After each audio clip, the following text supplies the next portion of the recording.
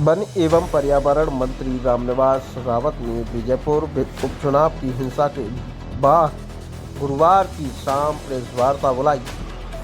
उन्होंने बीजेपुर के गोहटा गांव में आगजनी सहित अन्य घटनाओं को लेकर कांग्रेस पर क्षेत्र का माहौल बिगाड़ने के आरोप लगाए हैं।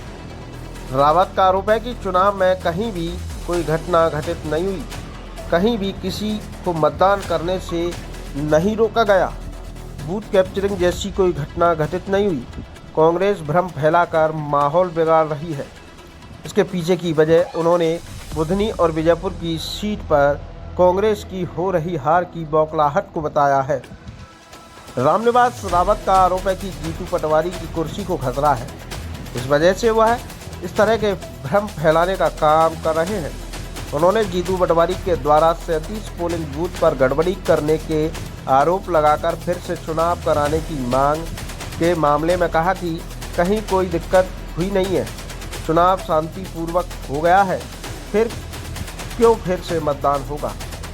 उन्होंने कहा कि बीजेपी सम्मानजनक मतों से चुनाव जीत रही है, इस वजह से कांग्रेस में बौखलाहट है। कांग्रेसियों को कलेक्टर को हटाने की मांग भी चुनाव आयोग से की थी, लेकिन चुनाव आयोग सब जानता है। उन्होंने बीजेपुर की गोहटा गांव में हुई उपद्रव की घटना को लेकर सफाई देते हुए कहा कि वहां इस तरह की कोई घटना नहीं हुई है, असामाजिक तत्वों के द्वारा इस तरह की गलत हरकत की गई है। वहां सड़क किनारे रखे चारे को किसी ने आग लगाई है, इसे लेकर पुलिस ने अज्ञात लोगों के खिलाफ मामला दर्ज किया है। मध्य प्रदेश में कांग्रेस और विशेष रूप से कांग्रेस के अध्यक्ष जीतू पटवारी आज बौखलाए हुए हैं। लगातार हार का बनने के बाद से लगातार जुड़ती जा रही हैं सफलताएं उनके खाते में। उन्हें ये चिंता लगी हुई है कि मेरा पद भी जा सकता है। यही कारण है कि बीजेपुर में जब चुनाव शांतिपूर्वक संपन्न हो गए, उसके बावजूद भी लगातार अलग प्रलाप करते जा रहे हैं। कल गोहटा में कोई कासुनी हुई होगी किसी से, तो उस घटना को भी तूल देने का काम किया जा रहा है। साहब ने कुछ कहा, श्याम को कासुनी हुई होगी, किसी ने आग लगा दी, भूसे में रास्ते के बगल से रखे भूसे में आग लगा दी और उसको बताया जा रहा है कि विवाद हुआ।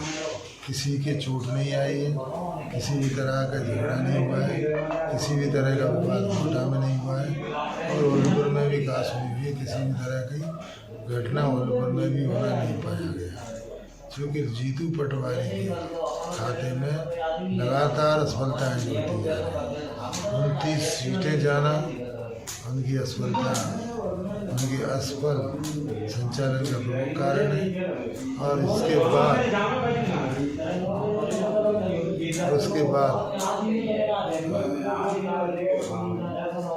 बीजेपुर और जब इस तरह की कोई घटनाएं होती हैं तो पुलिस तत्काल और तत्परता से कार्रवाई करती है। ना तो किसी को वोट डालने से रोका गया है, ना किसी को धमकाया गया है। और पुलिस ने गोहटा में किन्हीं असामाजिक तत्वों ने बाबा साहब अम्बेडकर की पत्थर पर चित्र बनी हुई प्रतिमा को तोड़ दिया है। उसके संबंध में FIR कर ली गई अज्ञात लोगों के खिलाफ। मेरा मानना है कि ये षड्यंत्र कुचक्र भी उन्हीं के द्वारा बनाया गया है। चलो, अभी ये हास्यास्पद बातें हैं कि नहीं? भाई, पत्रकार तो स्वतंत्र हैं। अगर तीसरा स्तंभ मीडिया प्रजातंत्र का ये नहीं रहेगा, इस पर भी लगातार आरोप लगा रहे हैं। अगर चाहते क्या हैं, ये इस प्रकार के असत्य फैलाने का कुचक्र ये लोग रच रहे हैं, उससे कभी सफलता नहीं मिलेगी। सफलता मिलती है अपना संगठन से, सेवा से, पब्लिक को विश्वास दिलाने से, धरातल पर काम करने से सफलताएं मिलेंगी। क्यों मांग रहे हैं? वो चुनाव आयोग निर्णय करेगा। चुनाव उन्होंने तो कलेक्टर को भी हटाने की मांग की थी, चुनाव आयोग ने निर्णय दे दिया कि आपकी शिकायत गलत है, झूठ है। तो इस तरह से वो तो देखिए, अपनी असफलता को आदमी छुपाने के लिए हर एक तरह के झूठे प्रयास करता है। मैं समझता हूँ कि उसका पद भी अब खतरे में है।